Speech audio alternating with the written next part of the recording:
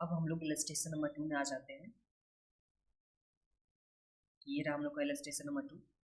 XYZ Limited earn ₹10 per share, capitalization rate and the rate of and the return on investment are 10% and 12% respectively।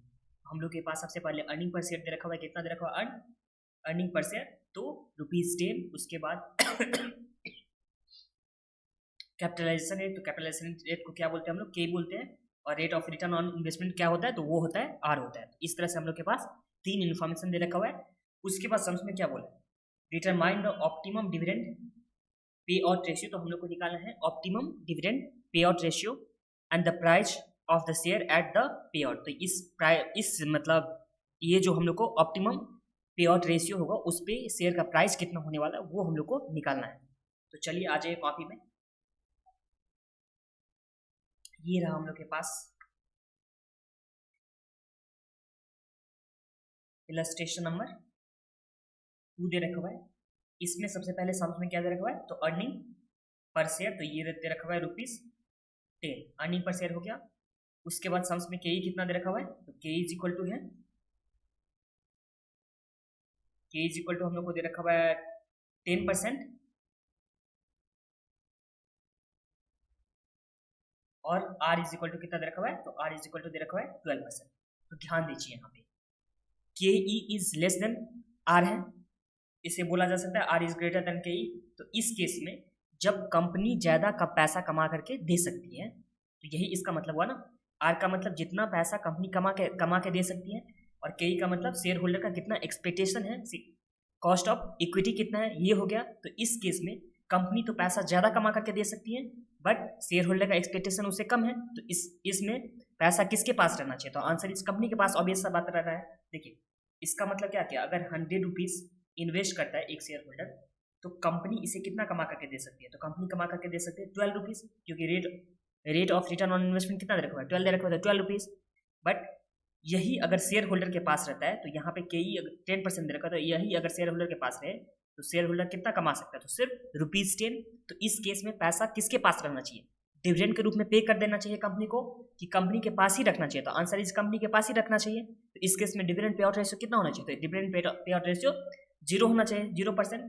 तो यहाँ पे dividend pay out ratio कितना होना चाहिए? तो ये होना चाहिए 0%। तो देखिए तो इस केस में हम लोग वॉल्टर मॉड्यूल से हम लोग का था, ये क्या था? तो वॉल्टर मॉड्यूल का, और वॉल्टर मॉड्यूल में हम लोग का प्राइस के लिए फॉर्मूला क्या होता था? तो P is equal to dividend plus earning minus dividend. तो इससे हम लोग को रिटर्न अर्निंग आ जाता था। इसे क्या बोल सकते हैं हम लोग? रिटर्न अर्निंग बोल सकते हैं। ये कैपिटल आर लिखता हूँ इसे, ये तो इसे इरेज कर दो। इसे मल्टीप्लाई हम लोग के से आर से करते थे और डिवाइड बाय क्या करते थे? के ही करते थे। और उसके बाद होल डिवाइड बाय क्या करते थे हम लोग? के ही करते थे। तो इस तरह से हम लोग का प्राइस निकल के आता था। इस केस में डिविडेंड पे आउट रेशियो कितना होना चाहिए? तो 0 होना चाहिए। ये अभी तो 0 हो गया, प्लस अर्निंग हम लोग के पास कितना दे रखा है? 10 दे रखा हुआ है, उसमें से डिविडेंड तो 0 हो गया। और rate of return on investment कितना %? 12%। तो यहाँ 12% को 0.12 लिखेंगे। और के कितना दे रखा है सम्स में? तो के 10%, तो यहाँ पे 0.10 होल डिवाइड बाय 0.10। जब इसे सॉल्व करेंगे तो ये कितना आ जाएगा हम लोग का? तो चलिए इसे कैलकुलेटर में सॉल्व करते हैं।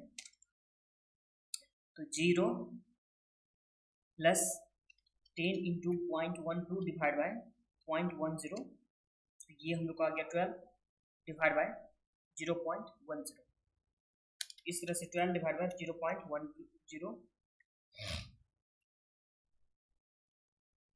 तो मार्केट प्राइस ऑफ शेयर हम लोग का कितना आ गया? इस केस में अगर डिविडेंड 0 होता है, डिविडेंड पे आउट रेशियो अगर 0 होता है तो हम लोग का आ गया 120। तो ये हम लोग का सबसे पहले आंसर आ गया। जो हम लोग को दे रखा हुआ था यहाँ क्या दे रखा होता है? Determine the dividend pay out ratio and the price of the share eight पे आउट। तो हम लोग को प्राइस ऑफ शेयर भी आ गया और ऑप्टिमम डिविडेंड का पे आउट रेशियो भी आ गया। यहाँ तो कुछ प्रॉब्लम नहीं है आप लोग को।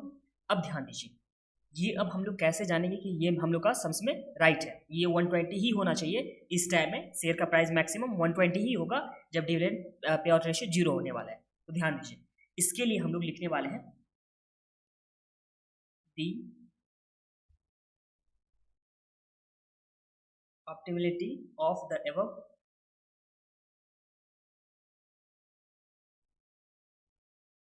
payout ratio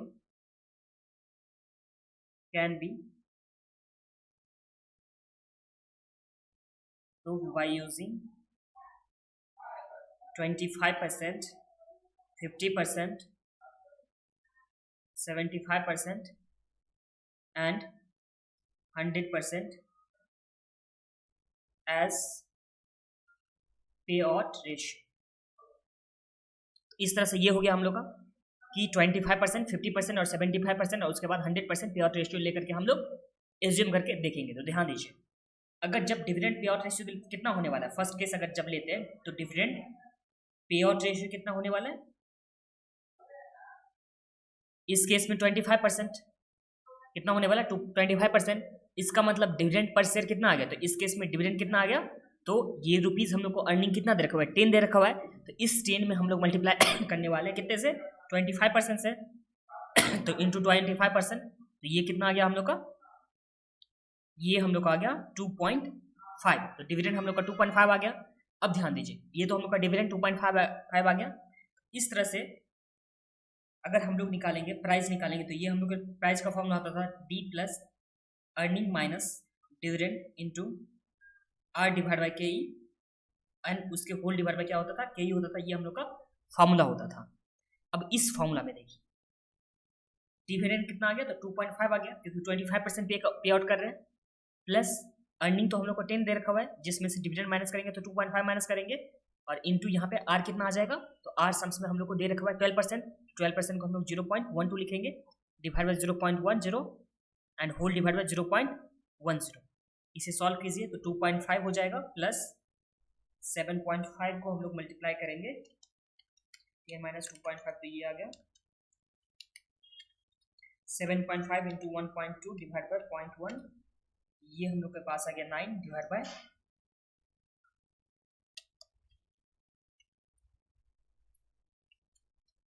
इस केस में हम लोग का शेयर का प्राइस कितने रहने वाले, तो 115 होने वाला है। तो देखिए जब हम लोग कुछ भी डिविडेंड पे नहीं कर रहे थे तो उस टाइम हम लोग का प्राइस कितना आया था, तो 120 आया था। ये जो हम लोग अभी निकाले थे ये रहा हम लोग का 120। जब हम लोग 25% पेमेंट किए तो इस टाइम में कितना प्राइस आ रहा है, इस टाइम में 115 आ रहा है। इसी तरह से अगर हम लोग जब 50% डिविडेंड पे करेंगे, ये केस नंबर 2 में डिविडेंड पे आउट रेशियो कितना है, 50% अगर है तो इस टाइम में डिविडेंड कितना आ जाएगा, तो डिविडेंड आ जाएगा 10 इंटू 50% इज इक्वल टू 5 आ गया डिविडेंड। तो इस केस में प्राइस कितना आने वाला है, तो प्राइस इज इक्वल टू पहले फॉर्मूला, तो फॉर्मूला क्या होता था, तो फॉर्मूला होता था dividend plus earning minus dividend into R divide by K E होता था and whole divide by K ई। ये हम लोग का फॉर्मूला हो गया और इस फॉर्मूला में आप लोग पुट कीजिए। अभी समझाने का कुछ है नहीं तो इसलिए मैं फास्ट चल रहा हूँ, आप लोग खुद से बनाइए। आप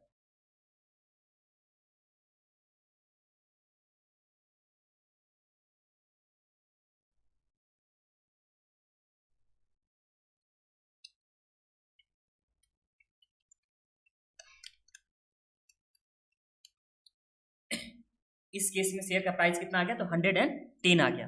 यहाँ तो कुछ प्रॉब्लम नहीं है, जब 50% अगर होगा डिविडेंड पे आउट रेशियो तो यहाँ पे शेयर प्राइस कितना आ गया, तो यहाँ पे 110। थर्ड केस में डिविडेंड पे आउट रेशियो हम लोग को कितना दे रखा है, तो डिविडेंड पे आउट रेशियो हम लोग का 75 एज्यूम किए हैं। इस केस में डिविडेंड कितना आ जाएगा, तो डिविडेंड हम लोग का आ जाएगा 10 है earning into 75% is equal to कितना आ गया, 7.5 आ गया। और फिर से प्राइस का फॉर्मूला क्या होता था, प्राइस इक्वल टू क्या होता था, D1 मतलब dividend plus earning minus dividend into R divide by K E and उसके बाद होल डिवाइड बाई क्या होता है, के ई। तो ये हम लोग का फॉर्मूला आ गया। इस फॉर्मूला में आप हम लोग पुट करेंगे sums 7.5 plus 10 minus 7.5 into 0.12 divide by 0.10 फिर 0.10। इस केस में हम लोग का कितना निकल के आ गया, 2.5 into 0.12 divide by 0.1 plus 7.5 divide by 0.1। यहाँ इस केस में हम लोग का शेयर का प्राइस कितना आ गया, तो हम लोग का शेयर प्राइस कितना आ गया, 105 आ गया। अब फोर्थ नंबर में हम लोग क्या माने थे, dividend pay out ratio is equal to 100%। इस केस में डिविडेंड इज इक्वल टू कितना हो जाएगा, अर्निंग हम लोग के पास 10 है और उसे मल्टीप्लाई करेंगे हम लोग 100% से, तो ये हम लोग का आ गया अर्निंग डिविडेंड कितना आ गया 10 आ गया। अब इस केस में P is equal to T plus earning minus dividend into R divide by K E, and उसके बाद होल डिवाइड बाई क्या है के ई, तो 10 प्लस यहाँ पे रिटर्न अर्निंग तो 0 हो गया, तो आर डिवाइड बाई के ई जो भी है डिवाइड के ई हम लोग के पास कितना है 0.10। इसे सॉल्व करने से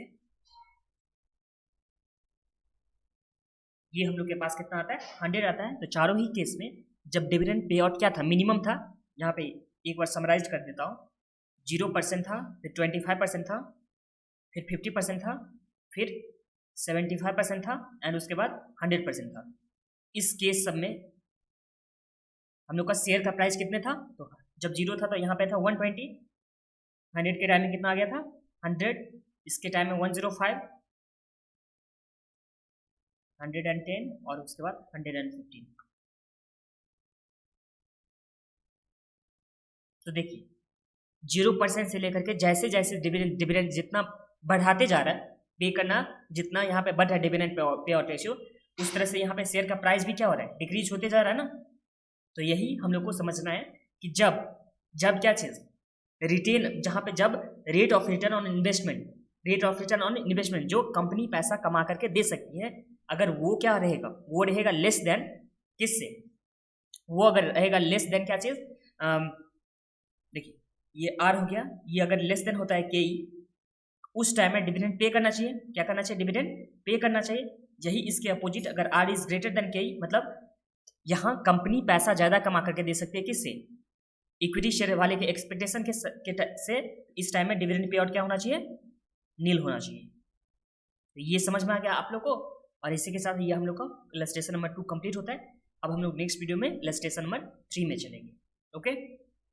और हाँ, कहीं अगर कुछ आप लोग को प्रॉब्लम होता है तो आप लोगों को पूछना है, कहाँ पूछना है, तो मोबाइल ऐप में चैट का ऑप्शन दे रखा है, वहाँ पे आप लोग को पूछना है।